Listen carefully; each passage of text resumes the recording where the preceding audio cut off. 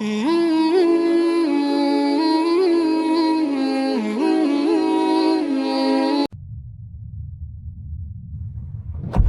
عرب کے لوگوں میں دو خامیاں تھی. نمبر 1 چٹے ان پڑھ جاہل اجڈ، حتیٰ کہ انہیں باقی لوگ امی کہا کرتے تھے. امی میرے ان پڑھ.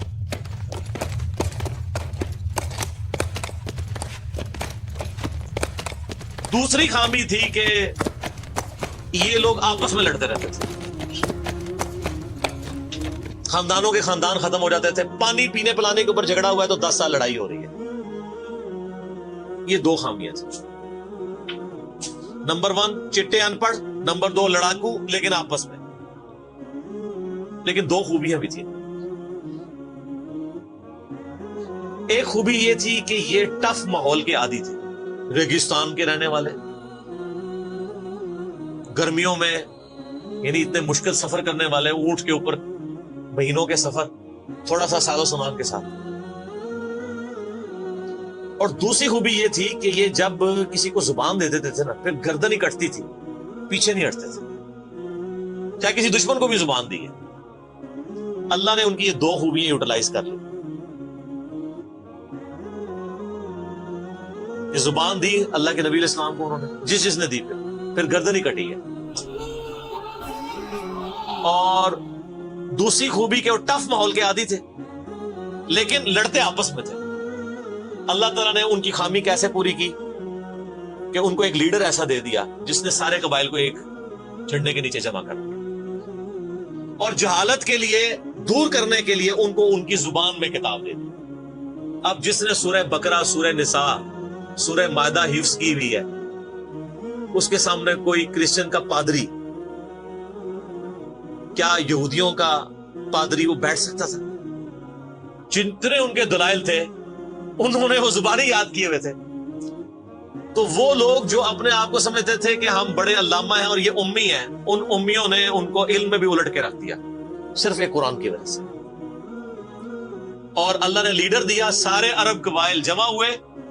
وہ عربی جو آپس میں لڑتے تھے انہوں نے کبھی یہ سوچا بھی نہیں تھا کہ اگر ہم ایک جھنڈے کے نیچے جمع ہو جائیں تو ہم دنیا کی سپر پاورز کو الٹ سکتے ہیں، رومن اور پرشین امپائر کو. اور دیکھیں سر پھر کیسے الٹا ہے انہوں نے. ود ان 17 ایئرز ہر چیز اڑا کے رکھتی ہے. صدیوں کی سلطنتیں، لاکھوں کی ریزروڈ آرمیز رومن اور پرشینز پوری دنیا پہ حکومتیں کر رہی ہیں. جدید اسلحہ ہے، اور ادھر یہ بدو ہیں جن کے پاس اونٹ ہیں، گھوڑے ہیں، تلواریں ہیں. نہ منجنیق انہوں نے کبھی دیکھی، نہ ان کے پاس اس طرح کے ہاتھی بڑے بڑے جو پرشینز کے پاس تھے. بس چل پڑے، کلمہ پڑے اور نکل کھڑے ہوئے. پھر دنیا نے دیکھا کہ ہر چیز کو الٹ کے رکھ دیا، انہی کے اسلحے ان سے چھین کے انہی کو الٹ دیا. وہ ساری کی ساری بجلی کس نے بھری تھی ان کے اندر؟ اس کتاب میں. یہ کتاب تھی. کتاب پڑھتے تھے، ایمان تازہ کرتے تھے. جہاد کا کیوں ذکر ہے اتنا قرآن کے اندر؟ کیونکہ اللہ نے ایک ایسی امت اٹھانی تھی جس نے تلوار کے زور پہ اکھاڑنا تھا رومن اور پرشین. ہم مانتے ہیں کہ اسلام تلوار کے زور پہ پھیلا ہے، لیکن یہ تصویر کا ایک رخ ہے. تصویر کا دوسرا رخ یہ ہے کہ جو بدماش صدیوں سے دنیا پہ حکمران تھے اور لوگوں کی رعایا کا استحصال کر رہے تھے، اپنی رعایا کا، ان پہ انہوں نے اتنے ٹیکسز لگائے ہوئے تھے. ان کو اکھاڑنے کے لیے کیا میٹھی میٹھی باتیں چاہیے تھی؟ طارق جمیل صاحب کے لیکچرز نے رومن اور پرشین امپائر اکھاڑنی تھی. یہ تو ان لوگوں کے لیے مسلمان ہو چکے ہیں. بدماش کب اپنی پوسٹ چھوڑتے ہیں؟ ان کو پھر اسلحے کے زور پہ ہی اکھاڑنا تھا. اور پھر اللہ نے صحابہ کرام کی تلواریں مسلط کی ان کے اوپر. جب اکھاڑ دی، فریڈم آف ایکسپریشن مل گیا، پھر معاملات سیدھے ہو گئے. اس زمانے میں بادشاہ کا دین رعایا کا دین ہوتا تھا. اگر کوئی رعایا کہے نا کہ میں بادشاہ کے دین سے الگ ہوتا ہوں، قتل ہو جاتا تھا. آپ پتہ عیسائیت کیسے پھیلی ہے؟ یہ تو سارے بت پرست تھے. کانسٹنٹائن 2 جس کے نام پہ قسطنطنیہ شہر تھا جو بعد میں مسلمانوں نے فتح کیا، سلطان محمد فاتح نے، ٹرکی والوں نے اس پہ ایک فلم بھی بنائی ہے، اردو ڈبنگ کے ساتھ ہے. ایک ہی نشست میں آپ دیکھ سکتے ہیں 2.5-3 گھنٹے. جو فلمیں دیکھتے ہیں ان کے لیے، مولویوں کے لیے نہیں. تو اس نے وہ قسطنطنیہ فتح کیا، پھر اس کا نام استنبول رکھ دیا. وہ کانسٹنٹائن 2 جو تھا وہ کرسچن ہو گیا تھا، چونکہ وہ کرسچن ہوا تو پوری رعایا 3 بر اعظموں میں پھیلی ہوئی وہ کرسچن ہوگی. ایسے کرسچینٹی پھیلی ہے. تو رعایا کو وہی دین رکھنا ہوتا تھا جو حکمران کا ہے. پہلے حکمران بت پرست تھا, عیسائیوں پہ ظلم ہوتے تھے. بعد میں جب حکمران ہی مسلمان ہو گیا, اس زمانے سے عیسائیت اسلام کا ہی نام تھا, تو سارے پیچھے اس امام کے. یہ بڑا خطرناک معاملہ تھا. دوسری طرف پرشین جو ہے وہ آتش پرست تھے, ان کے نیچے آتش پرستی کا دین چل رہا. تو یہ پھر ضرورت تھی کہ فریڈم آف ایکسپریشن دیا جاتا. اسلام نے تلوار کے زور پہ ان کو اکھاڑا, ان کی بدماشیاں ختم کی, اور ایسی ختم ہوئی کہ بخاری مسلم کی حدیث ہے, نبی علیہ السلام نے فرمایا ان قریب کیسر ختم ہو جائے گا, پھر قیامت تک کوئی کیسر نہیں ہوگا. ہائے ہائے ہائے سر, یہ پروفیسیز اللہ کی تائید کے ساتھ ہی کوئی دے سکتا ہے. ان قریب کسرا ختم ہو جائے گا, قیامت تک کوئی کسرا نہیں ہوگا. دیکھ لیں 1500 سال ہو گئے, نہ رومن امپائر دوبارہ بنی, نہ پرشین امپائر دوبارہ بنی. حتیٰ کہ اب تو وہ کنسپٹ ہی ختم ہو گیا, ملکوں والا کنسپٹ آ گیا. اور اس زمانے میں یہ بات کرنا ایک ایسے شخص کا جس کے اوپر ایمان لانے والے گنتی کے لوگ ہوں, بہت بڑی بات. اور اللہ نے پھر اکھڑوایا. اور آج فریڈم آف ایکسپریشن ایسا ہے کہ آج تلاوت ہو رہی ہوتی ہے تو ٹرمپ بھی بیٹھ کے سن رہا ہوتا ہے. کیوں؟ حالانکہ وہ کرسچن ہے. فریڈم آف ایکسپریشن آ گیا. آپ جائیں امریکہ میں, آپ کسی مارکیٹ میں مسلح ڈال کے نماز پڑھیں, کوئی آپ کو منع نہیں کرے گا. الٹا آپ کے ساتھ سیلفیاں بنا رہے ہوں گے کہ یہ کیا ہو رہا ہے. تو پہلے کوئی سوچ سکتا تھا کہ فرعون کے سامنے کوئی نماز پڑھتا؟ جادوگروں نے ذرا سی بات کی, ایمان لے کے آئے تو میں تمہیں سولی دے دوں. تو یہ اسلام اس دور جدید کا خالق ہے, اور یہ دور جدید کو تخلیق جو اسلام نے دی ہے وہ قرآن کے ذریعے. ایک علامہ وحید الدین خان صاحب ہیں انڈیا کے, 90+ ان کی ایج ہے. انہوں نے کتاب لکھی ہے اسلام دور جدید کا خالق. اسی ٹاپک کو ایڈریس, کمال کی کتاب ہے اور پڑھنے سے تعلق رکھتی ہے. آپ گوگل سے اس کا PDF بھی ڈاؤن لوڈ کر سکتے ہیں, چھوٹی سی کتاب ہے.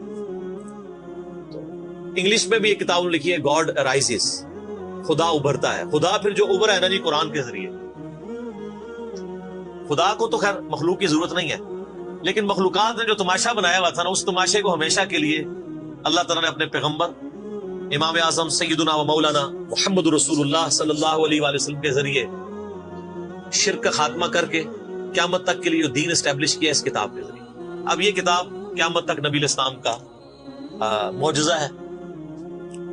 یہ کتاب ہے سر جس نے دنیا پلٹ دی, اور یہ وہ کتاب ہے جو ہم صرف اپنی بچی کو جب رخصت کرنے لگتے ہیں نیچے سے گزارتے ہیں, ٹھیک ہے, اور چوم کے غلاف میں رکھ دیتے ہیں. اس سے زیادہ اس قرآن کو ہم کوئی اہمیت نہیں دیتے.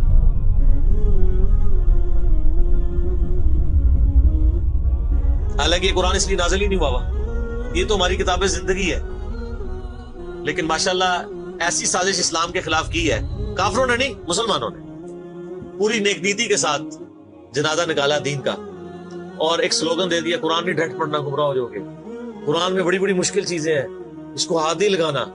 یہ یہودی بات کرتے تو ہم کہتے ہیں یہ اللہ کے دشمن ہے. مسلمان کہہ رہے ہیں, ہم کہہ رہے ہیں بالکل صحیح کہہ رہے ہیں. وہ میرا کلپ آیا نا پچھلے, لیکن اور ایک مولوی نے کہا ہے تو وہ اسلام 360 کے اوپر جو اس نے حملہ کیا ہے, تو میرا کلپ بھی اس پر ریکارڈ ہوا. تو پہلے تو لوگ کہتے تھے یہ ابھی باتیں کرتا ہے, اب تو ویڈیو میں لوگ ریکارڈ کرا رہے ہیں کہ جی قرآن ڈائریکٹ نہیں پڑھنا آپ گمراہ ہو جائیں. اچھا, آج تک آپ نے کبھی نہیں سنا یہ کہ فلاں مولوی کی کتاب ڈائریکٹ نہیں پڑھنی آپ گمراہ ہو جائیں گے. یعنی مولوی کڈا سیاڑا ہے کہ اس کو طریقہ پتا ہے کہ میں نے بات کیسے سمجھانی ہے, اور اس کو ایسی کتاب لکھنی بھی آتی ہے جو گمراہ نہ کرے. اور اللہ کو ایسی کتاب نہیں دینی آئی کہ جو گمراہ ہونے سے بچا لے. قرآن میں کہاں ہے کہ یہ گمراہ کرتا ہے؟ وہ تو اللہ نے ٹانٹ کیا کہ جو قرآن پہ ایمان نہیں لاتے وہ گمراہ ہوتے ہیں. جو ایمان لے ہیں اور بات مان لیں وہ کیسے گمراہ ہوں گے؟ یہ تو تعریف کی ہے انہوں نے. تو اس کتاب نے جناب دنیا کی کایا کلب کی ہے, اور اس کا ٹیسٹ آپ تبھی فیل کر سکتے ہیں جب آپ عربی جانتے ہو تھوڑی بہت, یا پھر اگر آپ نے اردو میں ٹیسٹ لینا ہے تو آپ مولانا مودودی رحمہ اللہ کا ترجمہ پڑھیں. وہ اسی سوز و گداز کو ٹرانسلیٹ کرتا ہے اردو کے اندر. میں نے ابھی تک کسی اور بندے کے ترجمے کو نہیں دیکھا کہ جو ترجمے بڑے لوگوں نے کیا, مطلب بریلوی صاحب نے, شری تھانوی صاحب نے, ان دونوں کے ترجمے تو ویسے ہی وقت کے ساتھ ختم ہو گئے اس لحاظ سے کہ اس میں تو کئی الفاظ جو ہیں وہ پرانی اردو کے ہیں. ہمارے نئے بچوں کو تو سمجھ نہیں آتی یہ لکھا کیا ہوا ہے. ہم نے کئی سنگتیں ہلاک کر دی. سنگتیں پتہ کسے کہتے ہیں؟ نہیں پتا. کئی امتیں, انہوں نے امت کا ترجمہ سنگت کیا, اس زمانے میں چلتا تھا. ٹھیک ہے, آج کل اگر آپ اعلیٰ حضرت کا یہ ترجمہ رکھیں تو لوگوں کو نہیں سمجھ آئے. لیکن مودودی صاحب نے جو کہ لیٹسٹ اردو میں ترجمہ کیا اور پھر وہ سوز و گداز ٹرانسفر کیا. میرا چیلنج آپ کوئی قرآن کی صورت نکالیں اپنی مرضی کی, باقی ساروں کے ترجمے رکھیں, پھر مودودی صاحب کا بھی پڑھیں, تو آپ کو لگے گا کہ آپ کا دل تیزی سے دھڑکنا شروع ہو گیا ہے. الفاظ کے چناؤ, پھر اس میں جو ردم ہے, اور وہ انہوں نے تفہیم القرآن کے مقدمے میں لکھا ہے کہ میں نے دیکھا ہے کہ ہمارا نوجوان قرآن ترجمے سے لے کے بیٹھتا بھی ہے نا تو بور ہو جاتا ہے. تو ان کا میں نے سمجھا کہ کیوں ہوتا ہے وہ, کیونکہ وہ تو پڑھ رہے تھے اردو میں, اللہ نے تو قرآن نازل کیا عربی میں, عربی اس نے سیکھنی کوئی نہیں ہے, اور اردو نے جو ترجمہ کیا ہوا ہے وہ انہوں نے ترجمہ کیا ہوا ہے ایز اے اسٹوری بک. یہ تو کتاب زندگی ہے, یہ تو زندہ کتاب ہے, بلکہ مسلمانوں کی زندگی کا سبب ہے. صحیح مسلم حدیث ہے, اللہ اس کتاب کی وجہ سے قوموں کو عروج دے گا اور اس کتاب کی وجہ سے لوگوں کو, امتوں کو زوال دے گا. جس کو ڈاکٹر اقبال نے پھر شعر میں کہا, وہ زمانے میں معزز تھے مسلمان ہو کر اور تم خار ہوئے تارک قرآن ہو کر. وہ زمانے میں معزز کون؟ صحابہ اہل بیت تابعین تبع تابعین, اور تم خار ہوئے کون؟ اسی, اور صرف اسی نہیں, ساڑھے بزرگ بھی. یہ نہ سمجھیے گا, ظاہر آپ تو ہم کہہ سکتے ہیں نا, ڈاکٹر اقبال کے زمانے میں انڈیا پاکستان بنگلہ دیش کے جتنے بابے زندہ تھے, آج تو کہہ سکتے ہیں مر گئے ہیں. ڈاکٹر اقبال جب یہ شعر کہہ رہا تھا تم خار ہوئے تارک قرآن ہو کر, تو وہ خار احمد بریلوی صاحب, اشرف تھانوی صاحب, یہ سارے لوگ زندہ تھے اس وقت, تو انہیں کو ہی کہہ رہے تھے نا.